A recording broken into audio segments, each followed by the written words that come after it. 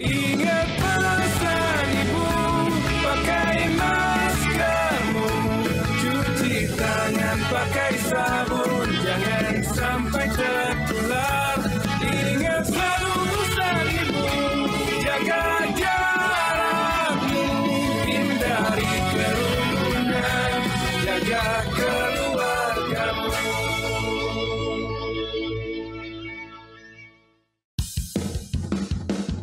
Ingat pesan ibu, pakai maskermu, cuci tangan pakai sabun, jangan sampai tertular.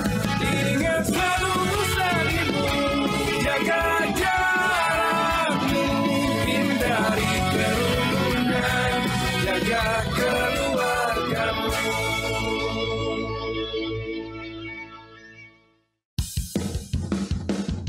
Ingat pesan ibu, pakai maskermu, cuci tangan pakai sabun, jangan sampai tertular.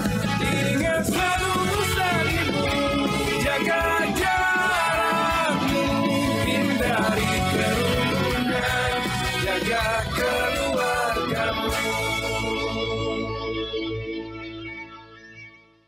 Sore hari ini kita akan membahas isu yang sangat menarik. Kebetulan kita akan memasuki liburan panjang. Seperti apa potensi penyebaran COVID-19 ketika libur panjang? Libur akan dimulai pada tanggal 28 Oktober hingga tanggal 1 November. Saya ingin memulai diskusi ini dari Pak Budi Karya. Pak Budi Karya, apakah memang sudah banyak orang pergi keluar kota dengan menggunakan alat transportasi, Pak Budi? Ya, Mas Tommy, memang pada saat ratas, Pak Presiden secara khusus memberikan pesan pada kami agar mempersiapkan libur ini agar tidak menyebabkan satu penambahan yang banyak. Nah, oleh karenanya kita memang melihat bahwa ada kecenderungan memang keinginan untuk libur itu banyak. Dan juga semua alat transportasi dipergunakan, ya. Katakan pada saat yang lalu rata-rata di udara itu Soekarno-Hatta itu hanya 40%. Itu naik kira-kira hampir mendekati 50%. Nah, sekarang memang average juga 40% sampai 43%. Nanti memang ada kenaikan 10 sampai 20%. Yang memang akan lebih banyak karena mereka yang berlibur itu di Jawa, tentu menggunakan kereta api dan jalan darat. Nah, oleh karena memang kita berkoordinasi intensif dengan para operator, baik itu maskapai penerbangan, kereta api, dan darat. Kalau maskapai penerbangan dan kereta api, kita memang menerapkan protokol kesehatan yang diterapkan oleh gugus tugas, ya, dengan membuat aturan-aturan tertentu sehingga memang relatif cukup bisa dipertahankan dalam satu protokol kesehatan ketat. Nah, di darat ini kan ada juga yang menggunakan kendaraan pribadi. Nah, oleh karenanya memang sekarang kita diskusi dengan Menteri Pariwisata, dan pada saat kita ratas juga ada Kapolri dan TNI, apalagi Ketua Gugus Tugasnya Letnan Jenderal, ya. Jadi saya berpikir keterlibatan TNI Polri untuk di tempat-tempat wisata, ya, kayak kalau di Jakarta itu di Ancol, di Ragunan, di Sarangan dan sebagainya, ini memang harus dijaga, tidak terbatas pada angkutan saja. Kalau angkutan relatif kita menetapkan protokol kesehatan yang baik. Katakan bis, itu kita tetapkan maksimal 70%. Kereta api juga 70%. Dan itu bahkan di kereta api kita berikan face shield. Di pesawat juga demikian. Jadi semua runtutan daripada protokol kesehatan yang diarahkan oleh Pak Ketua Gugus Tugas, yang sebelumnya kita bahas dengan para operator, itu dijalankan dengan baik, Pak. Apa secara spesifik, Pak, yang diperkirakan akan terjadi menurut perkiraan Kementerian Perhubungan sendiri, Pak? Satu hal, kemungkinan karena liburnya relatif panjang, bisa jadi kenaikan itu lebih dari 20%. Nah, oleh karenanya saya wanti-wanti dengan maskapai penerbangan dan kereta api agar menambah flight yang ada di udara dan kereta api dan juga bus. Karena sekarang ini relatif mereka baru kapasitasnya 43%, juga di kereta api baru 30%, mereka masih punya spare untuk menambah pesawat. Itu yang saya wanti-wanti, besok atau lusa kami akan kumpulkan semua operator Koordinasi itu, lagi ya Pak. koordinasi, mengingatkan kembali bahwa tidak ada alasan untuk melanggar protokol kesehatan. Itu adalah panglima kita yang harus kita jaga. Baik, Pak Doni, 7 bulan, hampir 8 bulan Pak Doni sudah berupaya keras untuk mengendalikan COVID-19. Kita tahu hasilnya cukup baik. Kemarin hanya ada terjadi peningkatan ketika libur Idul Adha. Apa pelajaran terpenting sebetulnya yang perlu kita petik untuk mengantisipasi liburan yang akan datang ini, Pak? Terima kasih Pak Tommy, Pak Menteri Perhubungan, para pemirsa dan teman-teman wartawan sekalian. Memang kita harus belajar banyak dari apa yang telah terjadi pada masa selama pandemi ini. Ada banyak misteri yang belum terungkap, ada banyak teka-teki yang juga masih belum terjawab. Namun kita semuanya harus mau belajar dari apa yang terjadi pada masa-masa sebelumnya. Yang pertama adalah peristiwa Idul Fitri, di mana pemerintah dengan tegas dan juga mengajak semua komponen untuk bisa menahan diri, untuk bisa bersabar agar tidak mudik, agar tidak pulang ke kampung dulu. Alhamdulillah setelah Lebaran Idul Fitri, kasus yang terjadi tidak mengalami peningkatan yang cukup signifikan, walaupun ada peningkatan. Kemudian selanjutnya pada akhir Juli ada kegiatan Idul Adha.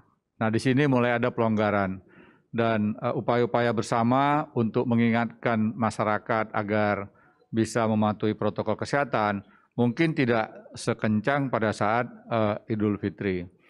Kemudian dilanjutkan liburan 17 Agustus dan juga libur panjang bersama pada minggu ketiga akhir bulan Agustus. Apa yang terjadi? Kasus mengalami peningkatan pada akhir Agustus dan juga awal September. Sampai akhirnya Bapak Gubernur DKI, Pak Anies, mengumumkan kekhawatiran pemerintah DKI atas kenaikan kasus, termasuk jumlah bed occupancy rates ICU di Rumah Sakit Jakarta yang diperkirakan akan penuh pada tanggal 17 September yang akan datang. Termasuk juga akan mengubah kebijakan dari PSBB transisi kembali ke PSBB yang ketat. Nah, apa yang disampaikan Pak Gubernur bukanlah tanpa alasan. Data-data yang dikumpulkan oleh Dinas Kesehatan DKI menunjukkan tren peningkatan kasus positif COVID, termasuk juga keterbatasan ruang ICU di sejumlah rumah sakit di Jakarta.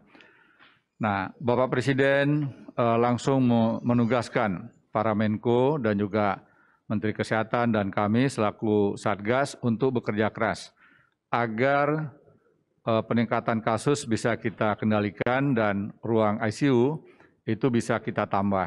Dan alhamdulillah saat ini ketersediaan ICU sudah berada pada posisi di angka 62 sampai 64%, yang mana pada tanggal 9 September saat Gubernur DKI mengumumkan keterbatasan ruang ICU yaitu berada pada posisi di angka 83%. Nah, termasuk juga kasus aktif pada periode 20 September sampai dengan 20 Oktober ini atau tanggal 21 Oktober sekarang itu mengalami penurunan yang luar biasa, sekitar 6,79% penurunan kasus aktif. Sementara di tingkat global kasus aktifnya bukannya malah menurun, malah mengalami peningkatan. Kemudian juga angka kesembuhan mengalami peningkatan yang juga sangat signifikan.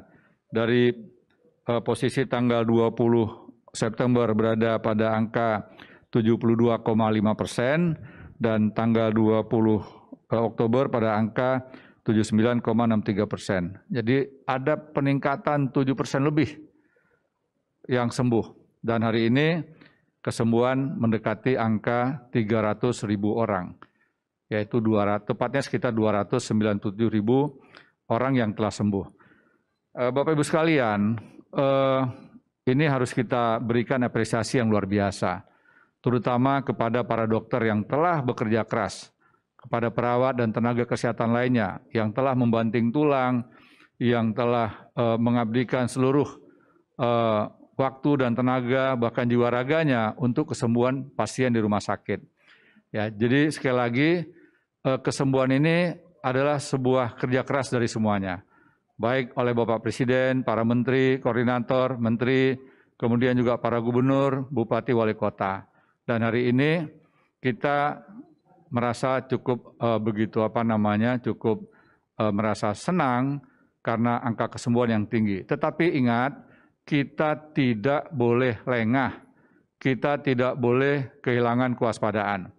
Kehilangan kewaspadaan akan dapat dengan cepat membalikkan keadaan yang semulanya terkendali menjadi tidak terkendali.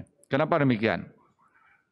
Setelah kembali dari cuti atau libur panjang pada Agustus yang lalu, yang saya katakan peningkatan kasus, maka kita mengalami hal yang sangat mengkhawatirkan. Kami mencatat, mohon maaf, angka kematian dokter pada periode akhir Juli dan Agustus serta September itu termasuk yang tertinggi selama 7 bulan terakhir. Jadi artinya apa? Ketika kasus-kasus positif itu meningkat, pasien di rumah sakit bertambah, maka secara paralel data yang kami terima, angka kematian dokter pun bertambah. Nah, oleh karenanya cuti kali ini jangan sampai menimbulkan masalah baru. Bapak Presiden wanti-wanti benar, mengingatkan, beliau sangat khawatir apabila libur panjang ini tidak disiapkan dengan baik, maka kasus penambahan positif COVID itu kemungkinan besar pasti akan meningkat. Dan sekali lagi, kita hanya dituntut untuk patuh pada protokol kesehatan selama liburan. Ya, menggunakan masker, menjaga jarak, menghindari kerumunan, dan juga tentunya kita harus selalu sering mencuci tangan. Serta juga jangan lupa untuk tetap berdoa, untuk bermohon kepada Allah Subhanahu wa Ta'ala, Tuhan Yang Maha Kuasa, agar kita senantiasa diberikan perlindungan oleh Tuhan Yang Maha Kuasa. Termasuk juga senantiasa meningkatkan imunitas tubuh kita untuk tetap olahraga teratur, istirahat yang cukup, makanan yang bergizi, tidak boleh panik, harus gembira, dan juga minum vitamin. Nah itu Pak Tommy, hal-hal yang harus kita siapkan, karena tanpa ada suatu kerjasama, pemerintah pusat, pemerintah daerah, ini kita akan kesulitan. Ya. Tadi yang Pak Tommy sampaikan terkait apa saja yang sudah disiapkan oleh pemerintah. Pemerintah dalam hal ini Kementerian Dalam Negeri mungkin hari ini atau besok akan membuat surat edaran kepada seluruh gubernur. Meminta para gubernur untuk mengendalikan dan mengelola semua tempat-tempat wisata yang menjadi tujuan dari wisatawan. Karena sudah 7 bulan lebih masyarakat banyak yang jarang keluar rumah dan tentunya libur panjang ini pasti akan dimanfaatkan untuk menikmati berbagai macam fasilitas liburan yang ada di daerah-daerah. Namun kerjasama ini tentunya juga tidak boleh lepas dari peran dunia usaha, khususnya yang mengelola tempat-tempat pariwisata, agar betul-betul menaati surat edaran yang nantinya akan dikeluarkan oleh Menteri Dalam Negeri maupun oleh Bupati, Wali Kota, dan Gubernur. Sehingga tempat wisata tidak boleh lebih dari 50%. Nah, ini adalah untuk menghindari terjadinya kerumunan. Kalau ini dipatuhi, kita bisa mengurangi kerumunan, bisa menjaga jarak, maka liburan aman, liburan nyaman tanpa kerumunan insya Allah bisa tercapai, Pak Tommy. Baik, Pak Doni. Jadi 1 bulan ini 20 September sampai 20 Oktober, upaya yang kita lakukan itu cukup besar karena kita agak lengah pada bulan Agustus ketika libur panjang Idul Adha, begitu Pak Doni? Betul sekali Pak Tommy. Kita lengah, mungkin kita juga kurang begitu sigap untuk sosialisasi. Makanya Bapak Presiden berkali-kali mengatakan kekhawatiran beliau, jangan sampai libur panjang kali ini justru menambah masalah baru buat kita. Kita sudah bekerja keras selama 7 bulan terakhir, kita sudah mampu mengendalikan sejumlah kasus di berbagai provinsi, walaupun masih ada beberapa provinsi yang mengalami peningkatan, tetapi secara nasional angkanya sudah semakin baik. Walaupun angka kematian kita masih berada di atas angka global, yaitu sekitar 3,45%, sementara angka global di posisi 2,79%. Tetapi apabila kita semuanya bisa bersama-sama, kita patuh, kita bisa sepakat untuk tetap menjaga protokol kesehatan, kita harus yakin bahwa bangsa kita akan lebih cepat pulih dari kondisi COVID ini, Pak. Baik, Pak Doni. Pak Budi Karya, ini menarik, Pak. Tadi Pak Doni menyampaikan akan ada edaran dari Menteri Dalam Negeri kepada semua pimpinan daerah, para pengelola tempat-tempat hiburan. Dari kasus di perhubungan sendiri, Pak Budi Karya, apakah kemudian kepala dinas daerah juga akan diberikan himbauan, karena kalau di pusat tampaknya Kementerian Perhubungan sudah menata dengan baik transportasi udara, laut, kereta api, darat dikelola, tetapi yang di daerah ini yang sering juga menjadi permasalahan. Bagaimana Pak Budi? Ya, pertama kali saya sangat mengapresiasi upaya dari gugus tugas dan juga kita secara khusus membahas dalam ratas untuk libur panjang ini. Artinya persiapan itu bukan terbatas pada Kementerian Perhubungan saja, tetapi memang lintas sektoral. Bahkan saya menambahkan, kalaupun nanti ada surat edaran, tentu kita memang membutuhkan suatu kondisi di mana semua aparat ini ikut. Nah, oleh karenanya sejalan dengan apa yang disampaikan oleh Mas Tommy tadi, maka yang akan kita lakukan dalam beberapa hari ini, pertama kali adalah operator. Karena operator itu adalah yang meran pergerakan dari Jakarta atau dari kota ke kota, dan mereka harus taat. Itu dulu. Karena kalau mereka tidak taat, maka timbul suatu penularan yang tidak kita inginkan. Nah, yang kedua, dikaitkan dengan pertanyaan Mas Tommy tadi berkaitan dengan di daerah, kita punya link atau punya kolaborasi dengan Kadishub masing-masing provinsi, dan itu kita akan lakukan dalam dua konteks. Konteks pertama adalah bagaimana protokol kesehatan bisa dikawal sampai ke daerah-daerah. Jadi bukan dari Jakarta atau dari Surabaya saja, tetapi sampai Kadishub ke kabupaten itu dikawal. Yang kedua yang juga bisa menimbulkan problem adalah kemacetan, karena begitu terjadi kemacetan, maka hal-hal yang mungkin bisa mengakibatkan penularan COVID juga bisa terjadi. Orang berlama-lama di satu tempat, dan itu oleh karenanya nanti tanggal 27, 28 itu adalah hari-hari kritis daripada mereka yang akan libur. Kami memang mengidentifikasi ada beberapa daerah yang kemungkinan terjadi satu kemacetan, yaitu tentu ke arah timur, ya, jalan darat. Yang kedua di kapal ke arah Sumatera, dan yang ketiga di bandara. Nah, oleh karenanya sebenarnya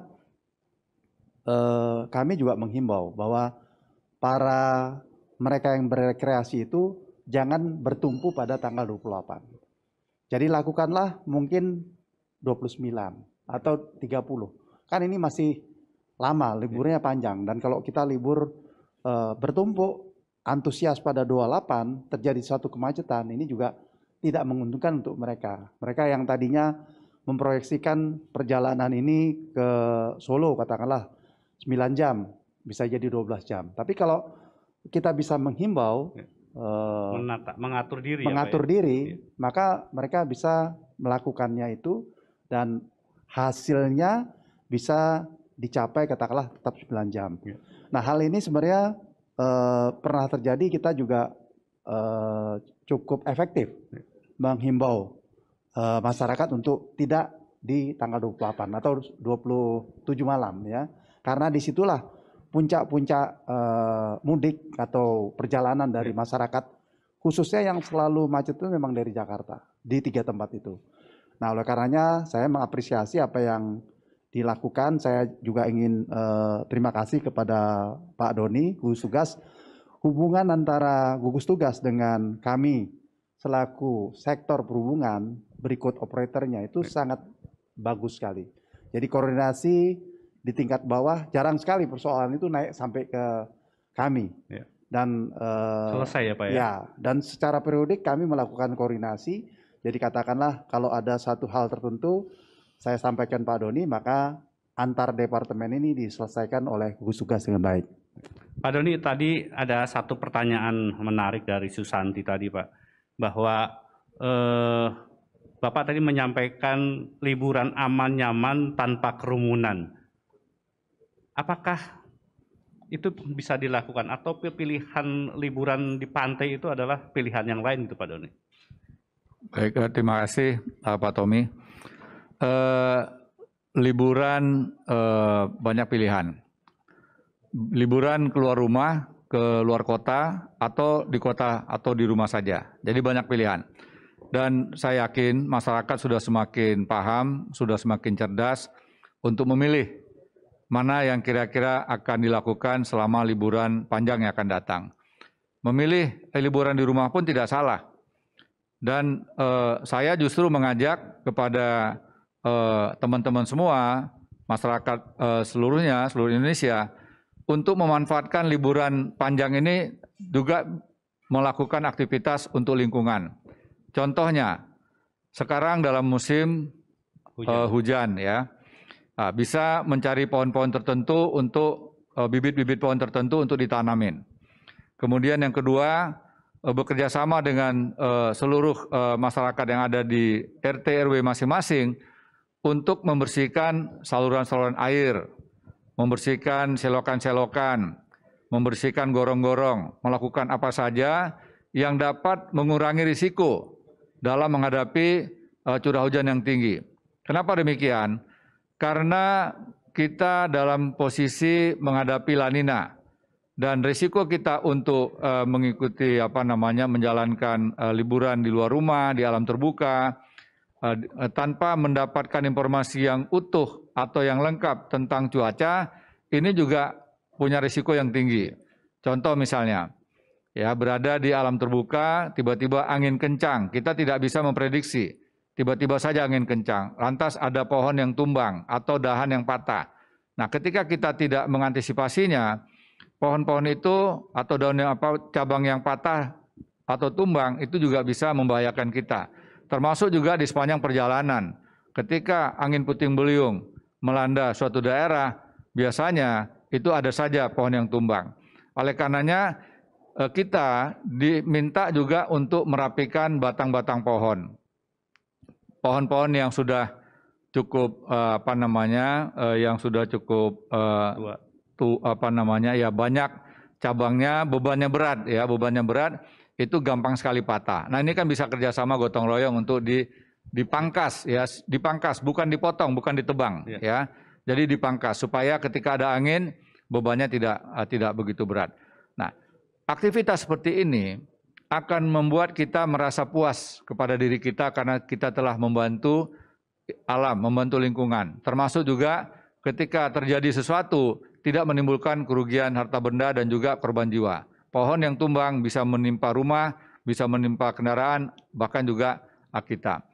Kemudian juga di alam terbuka bukannya tanpa risiko. Di pantai-pantai sekarang, terutama di beberapa provinsi yang mengalami cuaca yang kurang begitu menentu, ombaknya besar, terutama di pantai selatan. Dan ini juga berpotensi tiba-tiba tergulung ombak. Jadi ada banyak masalah yang nantinya akan terjadi ketika kita tidak mendapatkan informasi yang utuh, informasi yang lengkap tentang cuaca.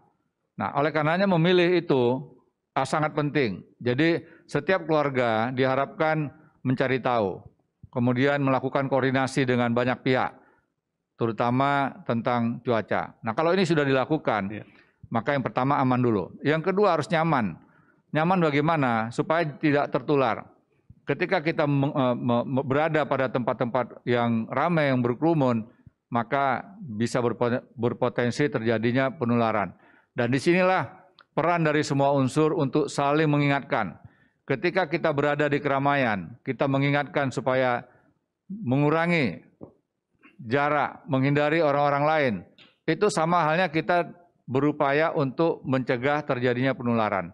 Nah, kalau kita bisa melakukan ini, Pak Tommy, sudah semakin banyak orang yang berani mengingatkan satu sama lainnya, saya yakin bangsa kita akan bisa lebih cepat pulih dari COVID ini. Demikian, Pak Tommy. Ada satu pertanyaan lain, Pak. Apa imbauan Bapak kepada pemilik pengelola tempat wisata, hotel, atau penginapan, supaya mereka juga ikut mengendalikan penyebaran COVID-19 ini, Pak? Saya melihat ada beberapa kabupaten yang telah menyusun SOP. Ini sangat baik, ya. Bupatinya turun tangan langsung, mengontrol satu persatu. Bahkan restoran, kemudian hotel, itu diberi label, diberi tanda, mana yang sudah memenuhi standar protokol kesehatan yang dibuat oleh Kemenkes, mana yang belum. Nah, masyarakat dihimbau untuk mengunjungi tempat-tempat yang sudah melalui proses sertifikasi, ya, internal dari kabupaten atau kabupaten kota tersebut. Nah, ini akan sangat membantu masyarakat memilih mana tempat yang paling aman. Dan lama-lama kita semua sadar, semuanya kita tahu mana restoran, mana hotel yang betul-betul memperhatikan protokol kesehatan, mana yang mengabaikan. Dan saya mengatakan, pihak-pihak pengelola pariwisata yang kurang begitu memperhatikan protokol kesehatan, ya lebih baik jangan kita kunjungi karena risikonya tinggi. Nah, saya juga memberikan apresiasi atas kerja keras dari PHRI dan juga para relawan. Ketika liburan-liburan panjang, mereka turun tangan, membantu, mengingatkan. Dan kita berharap setiap daerah itu tergerak hati dan juga semangat kepahlawanannya dalam menghadapi pandemi ini untuk bisa mengingatkan. Dan mengingatkan ini tidak boleh terputus, Pak Tommy. Harus setiap saat. Begitu ada yang kurang, apakah menggunakan masker atau jaraknya yang sangat dekat, itu sampaikan saja. Dan setiap orang yang berani menyampaikan peringatan kepada siapapun, itu tidak terlepas dari orang yang punya sisi kemanusiaan. Mengingatkan orang berarti mengurangi orang itu terjadi resiko. Dan orang-orang seperti ini bisa kita kategorikan sebagai pahlawan kemanusiaan. Apakah Satgas memprediksi akan ada gelombang cukup besar ke daerah itu, Pak, sehingga kemudian memang pemerintah daerah perlu lebih berhati-hati untuk mengantisipasi lonjakan peningkatan kasus COVID-19?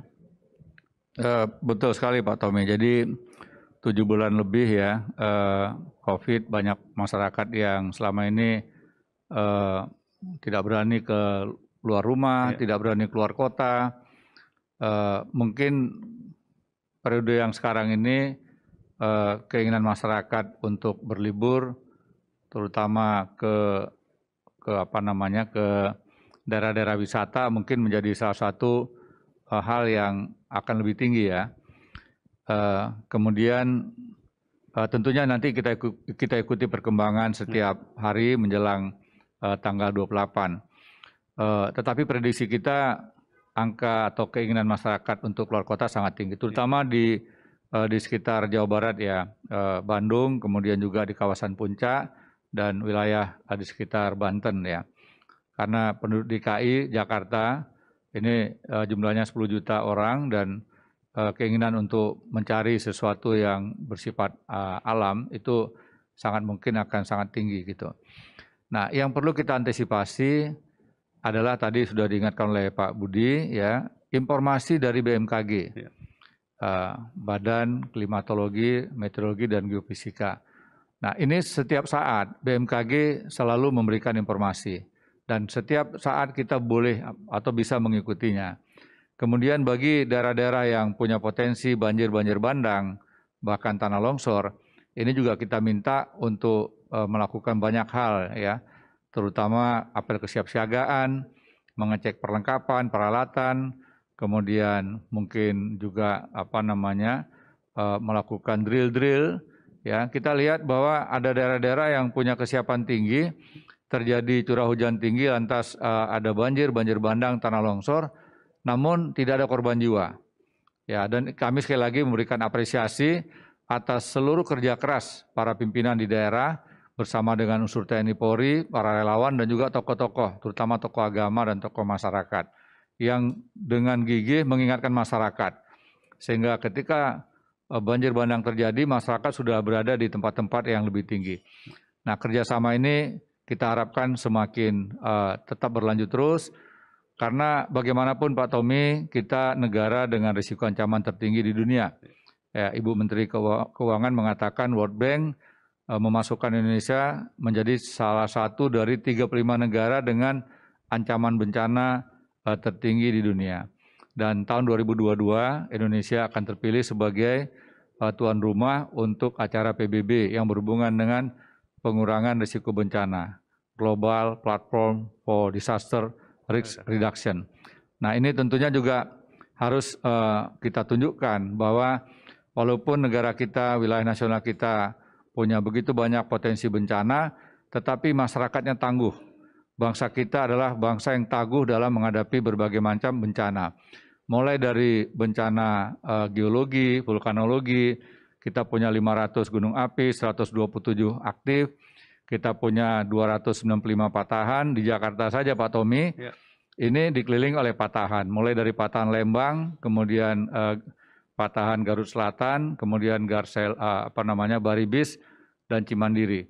Dan juga Jakarta ternyata pernah dilanda gempa pada ratusan tahun yang lalu, tepatnya pada tanggal 5 Januari 1699, kemudian pada tanggal 22 Januari 1780, dan tanggal 10 Oktober 1834. 3 kali peristiwa gempa yang melanda Jakarta yang waktu itu masih Batavia. Data ini kami peroleh ketika kunjungan ke Belanda di Leiden University dan juga di Arsip Nasional Belanda. Artinya begitu banyak potensi yang terjadi gempa.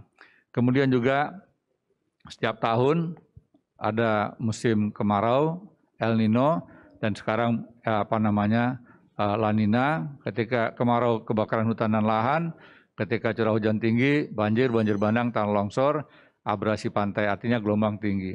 Kemudian juga ada sejumlah daerah yang mengalami land subsidence.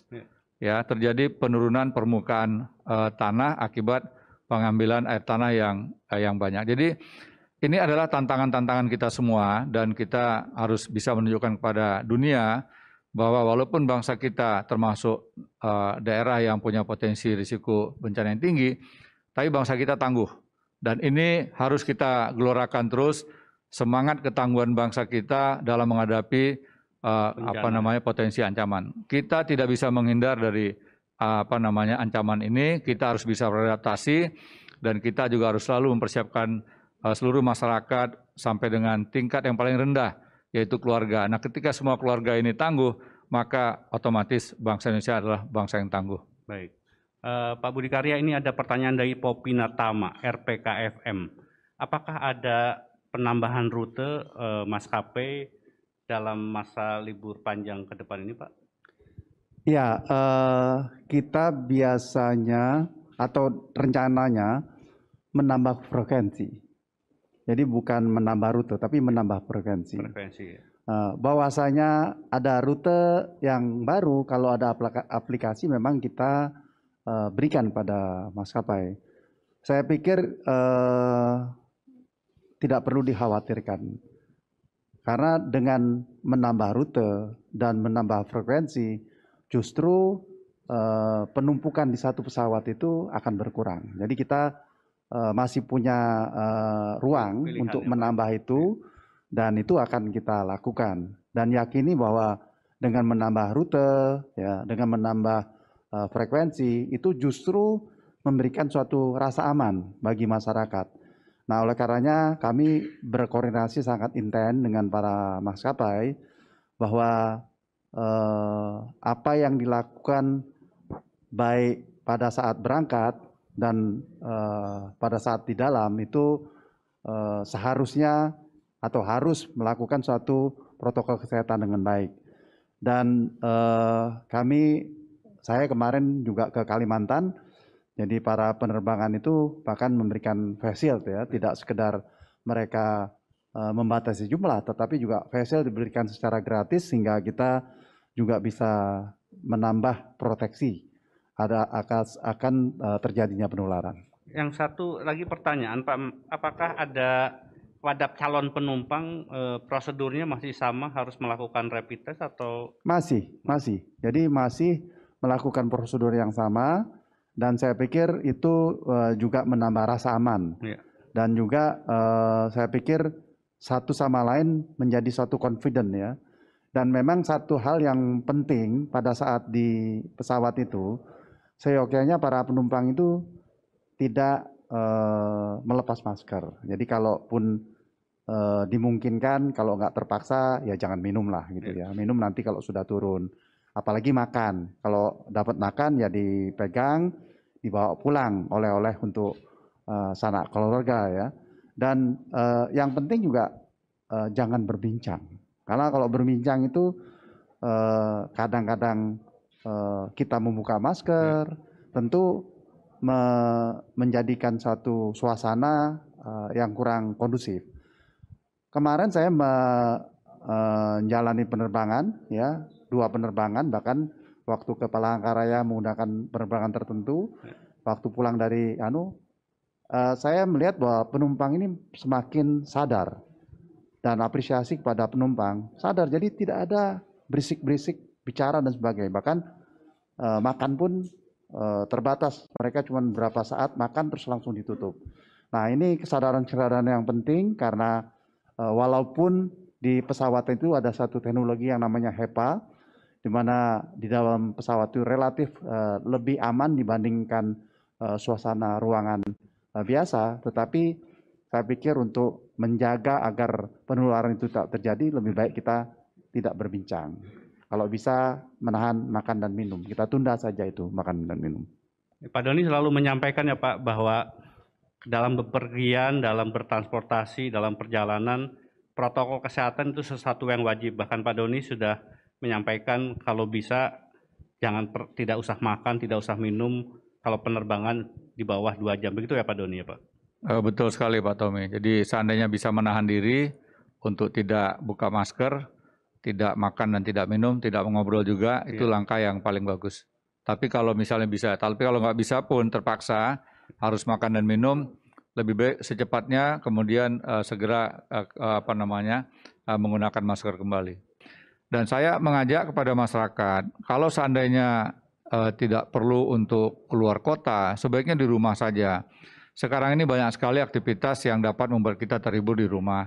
Mungkin lewat nonton film di TV, ya, aktivitas-aktivitas di sekitar rumah, ya. Kemudian juga yang saya katakan tadi, melakukan kerja sosial, membersihkan selokan. Mungkin sekian lama kita tidak pernah berbuat sesuatu pada alam, membersihkan lingkungan, menanam pohon, ya. Kemudian juga berkomunikasi secara terbatas dengan orang-orang di sekitar kita untuk meningkatkan kepedulian kita kepada alam, ya. Dan sekali lagi Pak Tommy, suasana La Nina ini punya risiko yang tidak kecil bagi masyarakat yang berada di alam terbuka, yang sewaktu-waktu bisa terjadi angin puting beliung, yang sewaktu-waktu juga bisa terjadi hujan lebat, ya. Tempat-tempat yang punya risiko tinggi sebaiknya memang harus dihindari, termasuk pantai-pantai yang pada waktu tertentu akan menimbulkan gelombang pasang. Ya, sekali lagi alam tidak bisa kita lawan, ya. Yang bisa adalah kita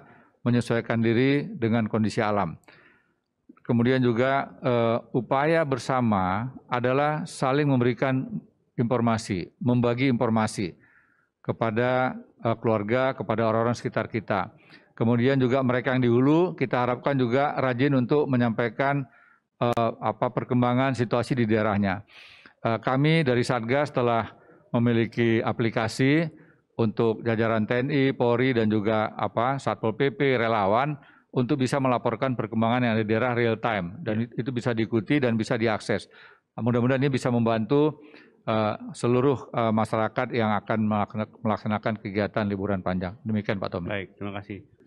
Saya pikir selama di perjalanan jagalah protokol kesehatan.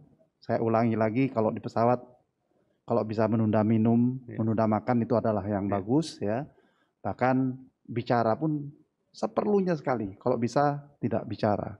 Juga di kereta api, ya. Jadi Kalau perjalanan panjang ya kita tidur aja gitu. Jadi nggak usah menimbulkan suatu reaksi atau suatu potensi yang mengakibatkan kita harus bicara, harus makan, yang kita harus membuka masker karena memang itu berisiko.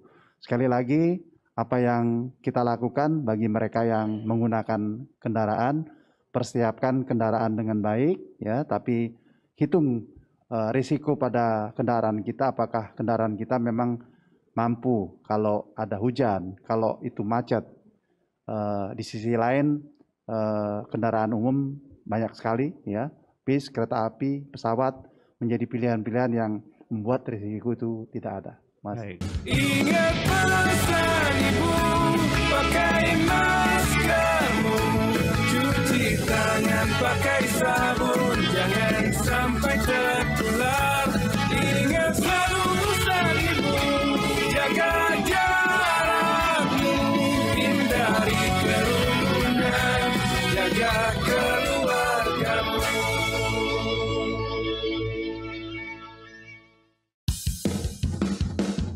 Ingat pesan ibu, pakai maskermu, cuci tangan pakai sabun, jangan sampai tertular. Ingat selalu pesan ibu, jaga jarakmu, hindari kerumunan, jaga keluargamu.